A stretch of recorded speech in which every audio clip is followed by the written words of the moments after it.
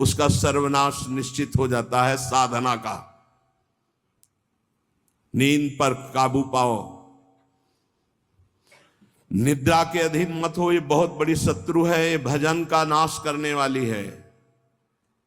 इसको मत ये सोचो कि अभी तो नई अवस्था है, नहीं, इसी अवस्था में इसको काबू पालो, नहीं तो कुछ नहीं होता। जहां देखो, हम देखा है भयो वृद्ध जनों को, जिनको कहा जाता है कि अब भजन की अवस्था है, वहां देखा है बैठे बैठे बात करते करते जब देखो तब ऐसे मुंह बगाड़ दिए, लाल टपक रही, जब देखो, देखा हमने।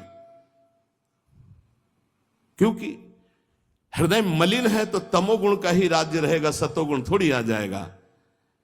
यौवन अवस्था में निद्रा को शासन में ले ले, ए विजयी, यह अभ्यास विजयी कर देता है। निद्रा, तंद्रा, ना नींद है ना जागृत अवस्था है, वो बेशुद्ध अवस्था सी रहती है। आलस्य, किसी भी सत्कार्य के लिए अंदर उत्साह न रहना, विक्षेप, बार बार भोगों का आकर्षण होना, संशय, ये बातें बिल्कुल साधक के जीवन में नहीं होनी। पक्की बात समझ लो, भगवान को प्राप्त करना कठिन नहीं है, संसार का राग त्यागना कठिन है। और वो सत्संग शुरू है, भगवान ने सत्संग दे दिया है, ये रोज काट रहा है तुम्हारे संसार राग को, पक्का मानना। निद्रा, तंद्रा, आलस्य, विक्षेप, संशय, ये जीवन में साधक के नहीं होने चाहिए। श्रद्धा, भक्ति, नम्रता, उत्साह, धैर्य, थोड़ा भोजन और पवित्र आचरण, पवित्र वस्त्र, पवित्र आसन। कल एक उपासक प्रश्न कर रहे थे कि आसनों का भगवत प्राप्ति में कितना योग है। बहुत ज्यादा योग है, पर सिद्धासन और पद्मासन में बैठने की वो भूल न करे जिसका ब्रह्मचर्य ठीक नहीं है। भूल न करे, नहीं शरीर पीड़ा और रोग से ग्रसित हो जाएगा। ये वायु को संशोधित करके, चर्बी को भस्म करके, शरीर को शांत करके और मन को एकाग्र करके, प्राणों को सूक्ष्म करके भगवत प्राप्ति कराने में बहुत ही सहयोगी आसन है पद्मासन और सिद्धासन। लेकिन उसके पहले ब्रह्मचर्य का नियम नहीं, तो इन आसनों पे बैठने की भूल न करे। गृहस्थ सुखासन पर बैठे, पलथी मार करके ऐसे आराम से सुखासन पर अभ्यास करे, 30 मिनट, 40 मिनट, 48 मिनट शांत भाव से मंत्राकार वृत्ति करने का, ये सब सही है। लेकिन 1.5 घंटे, 2 घंटे, 2.5 घंटे, 3 घंटे सिद्धासन और पद्मासन में गृहस्थ धर्म में जो ब्रह्मचर्य का ठीक पालन नहीं करते उन्हें, और विरक्त धर्म में ही इस आसनों का विशेष प्रभाव पड़ता है।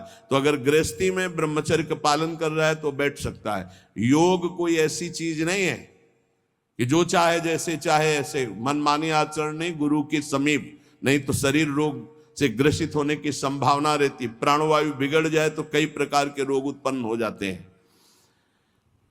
उपासक को चाहिए कि आसनों का अवश्य अभ्यास करे, इससे ऊर्ध्वरेता होने में बहुत सहयोग होता है आसनों से, ब्रह्मचर्य का।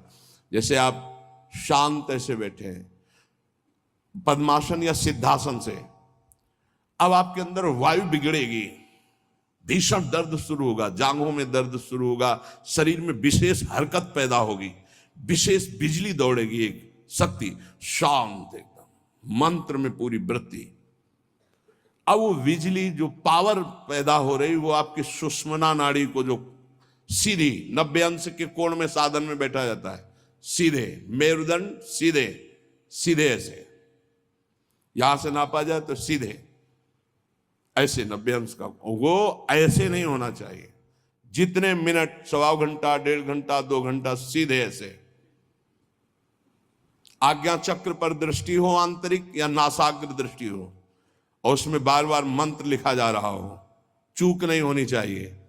मंत्र की चूक नहीं, बहुत जल्दी लाभ प्राप्त होता है, पर इसके लिए पूर्ण ब्रह्मचर्य की आवश्यकता है। जरा भी चूक नहीं, जैसा कह रहे हैं वैसा सूक्ष्म होने लगेंगे, मन एकाग्र होने लगेगा, शरीर शांत होने लगेगा, चंचलता रहित।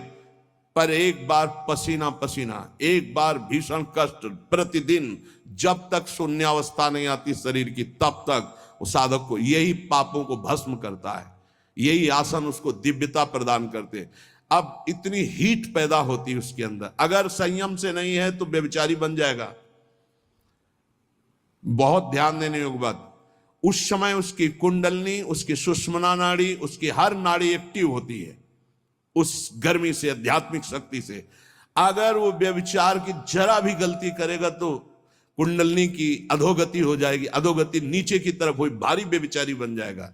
ये ऊर्ध्वगामी जीव ही सुषुम्ना मार्ग संचारी, सुषुम्ना मार्ग से संचरण हुआ, आजीवन के लिए काम रूपी वेदना से मुक्त हो जाएगा।